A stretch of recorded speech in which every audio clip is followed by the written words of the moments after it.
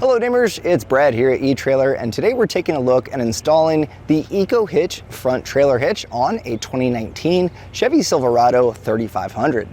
Now this is what the front hitch is actually going to look like when it's installed, and the crazy part is it is installed. You just can simply take the included license plate bracket that has a magnet out when you need to actually use the hitch on the vehicle.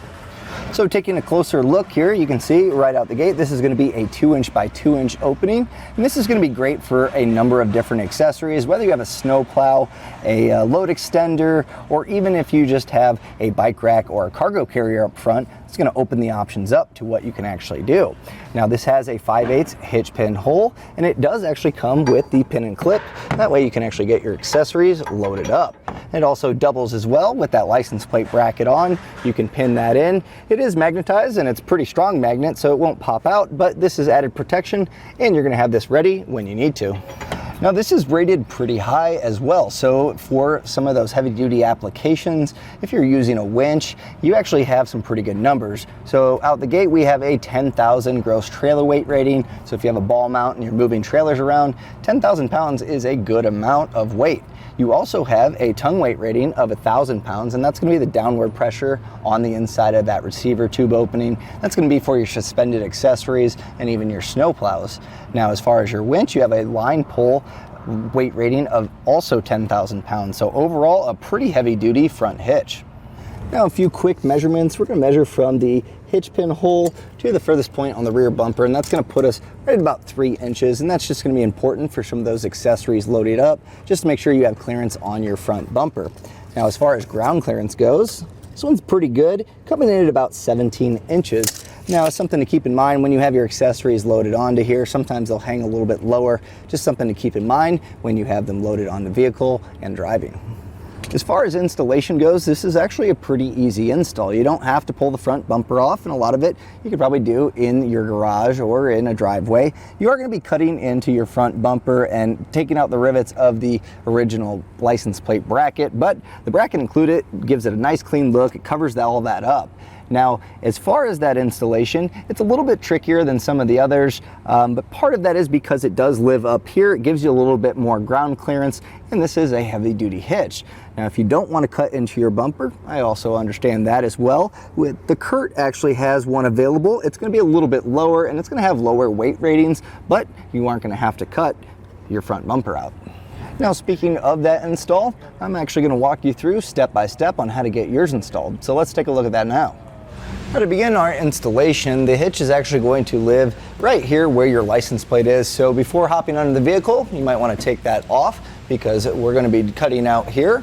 And then once you have your license plate off, we're going to head under it and take off our rock guard. Now the rock guard's going to be pretty easy to take off. We just have 4 bolts. These two are kind of facing this way. They're all going to be 15 millimeters. So let's go ahead and get these taken off and remove the rock guard.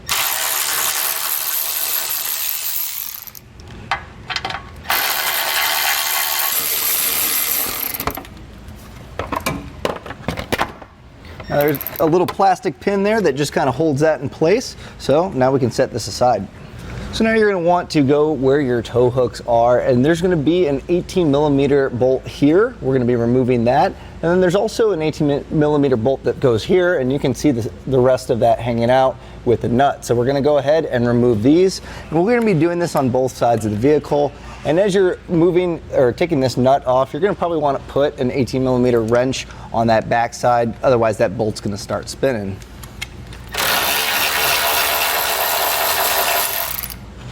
Now the wrench is kind of tricky to get in there, so you may have to end up using a socket on that side just because of the angle, or a smaller 18. And we'll just go ahead and get this removed.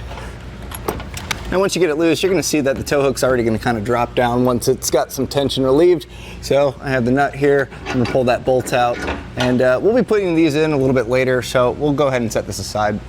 So here we have our license plate bracket that we took our license plate off of, and we're going to need to remove this. This is actually separate from the bumper, and you're going to see there's 4 rivets. And the best way to get these out, just take a 1/4-inch drill bit, and you're going to just want to start drilling out the center. Once you get them loosened up, you're going to see that top part should actually kind of ring around on the drill bit.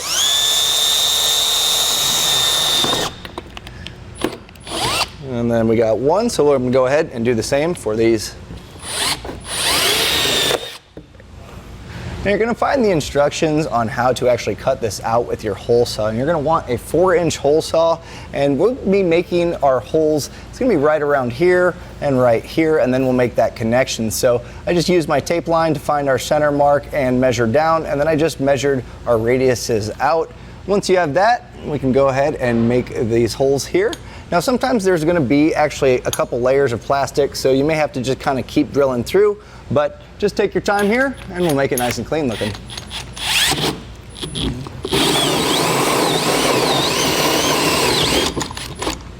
Now if you'll see, this is slightly off center, and the radiuses that I measured from the center mark is going to be slightly off. And that's because it's going to favor the driver's side. That way you can actually get your pin and clip in place. So if it does look crooked, that is the reason why. So we'll continue on here, just trying to make our holes nice and clean.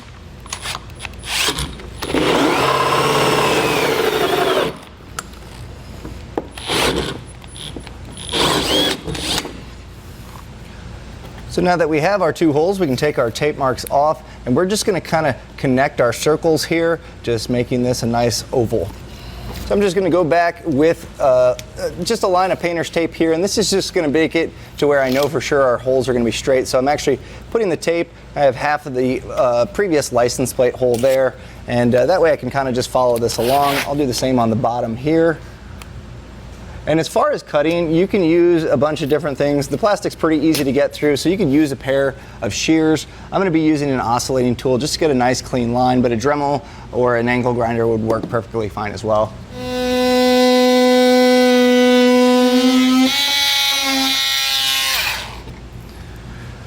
So now that I have this cut out, I'm just going to go back with a file. You can actually use the flat blade of a knife to kind of go around here to get some of the burrs, or you know, just a hand file. But just to kind of make it look a little bit cleaner, we'll go back and just kind of get this kind of trimmed up a little bit better, and should be looking pretty good.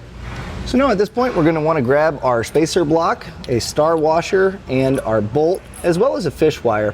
Now what we're going to be doing here is getting our bolt to actually become a mounting point for the hitch. And in order to do that, we're on the inside of the frame rail here. We're going to take our fish wire and feed the coiled end until we can poke it out through the front of the frame rail where our tow hooks were.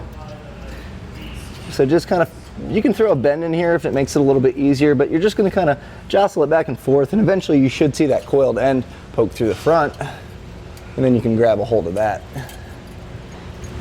So here we have our coiled end. And so what we'll do is take our spacer block first, and we're going to just feed that on there. And if you want to, you can actually kind of throw that in the frame rail for now. Or you can let it hang, not really a big deal. Next thing we're going to do is take our star washer, and we'll feed that as well. And then our bolt is just going to thread onto the coils. Once you have that fully threaded on, what we're going to do is take the other end of our fish wire, and we're going to just pull this all through.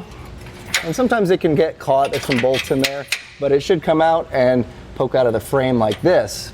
Now leave this fish wire on because it's going to make it a lot easier when we raise the hitch in place to keep these here, and they're also going to serve as a point to kind of hold the hitch up. So as we raise the hitch up, you can actually push these back in the frame, and then when we raise it up, we can pull them out and it'll hold it. So then you're going to want to go ahead and just make sure you repeat that same process on the other side. So now with an extra set of hands, we're going to get this hitch in place, and the way we're going to do that is putting this through the hole, but we're also going to take our fish wires and we're going to want to feed them from the outside going in, and this is going to allow us again to kind of get our hitch up in place, and then once we raise it up to where that bolt was that we fed, we can pull that in and it'll hold us up.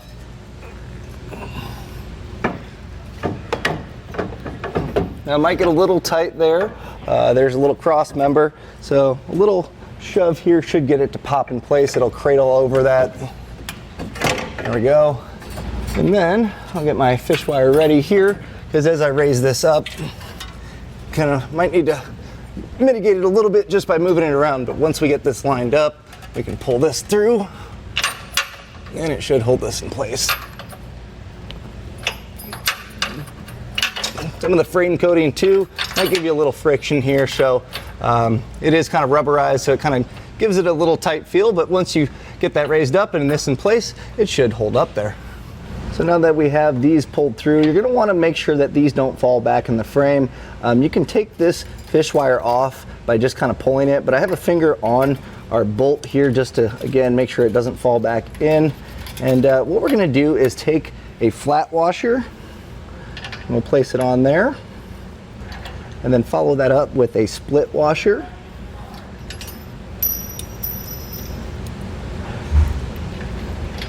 And then we'll take the nut that's also supplied and we'll just hand tighten this on here.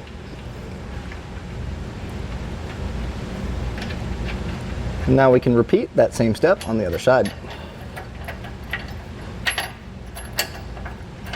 So now we're gonna need to use a bolt, a star washer, and our plate washer here. And it's gonna go on this back slot here. There's a big open hole. And the way we're gonna do that is actually feeding it through the front of the frame rail. So through the front, since the tow hooks are out of the way, you can actually just kind of feed this in and it should drop in place. And it's a little tight, but with a little angle, we should be able to get that bolt head to pop in. I can see it's kind of bumping against this center cross member here. So I'm gonna kind of work at it here, but I should be able to get this to drop in. Now it does help to actually lift the star washer and the plate washer up towards the head of the bolt, and that's gonna allow that to kind of go through a little bit better. So now we're gonna follow up, putting a flat washer, a split washer, and our nut right here, and we're just gonna hand tighten that down.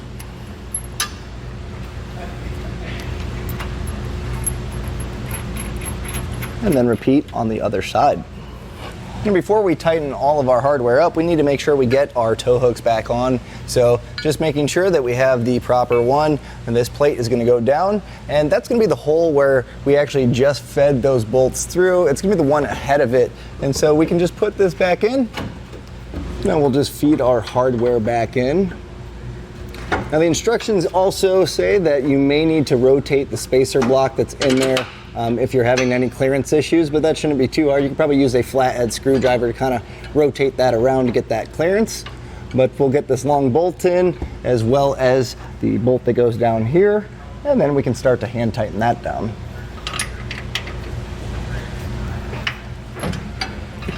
Now also, you may need to lift the hitch a little bit. You can see we have some wiggle room here. But if it's binding up, that's because it's not aligning with that hole on the other side. But kind of moving around a little bit should get us the room that we need. So here I can see where they're talking about that clearance. As I try to align this hole, it's kind of binding on here. So I'm gonna grab my flathead and rotate that spacer block. I'm just kind of moving that around a little bit until I can get this to get that weld nut hole aligned. So now we can go ahead and repeat on the other side. So now we're going to want to go back and tighten up not only our new hardware, but also our factory hardware. And we don't have to get too terribly crazy tight here. You just want it to be snug, because we're going to go back with our torque wrench and actually get the proper torque settings. So for now, I'm going to go ahead and just make sure that I've tightened down all of our hardware. So now we're going to go back with our torque wrench and make sure that we torque these down properly. Now, as far as the torque settings, they're going to be in the instruction manual, and the new hardware versus the factory hardware, it's going to have two different settings, so just make sure that you adjust properly. So I'm going to start off by doing my factory hardware here, and this is going to be our 18 millimeter.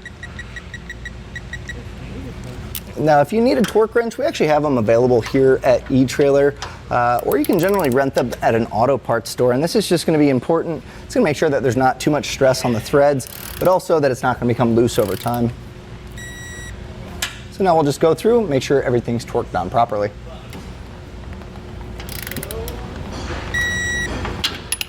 And once all your hardware is tightened and torqued down to spec, we can go ahead and put our rock guard back on.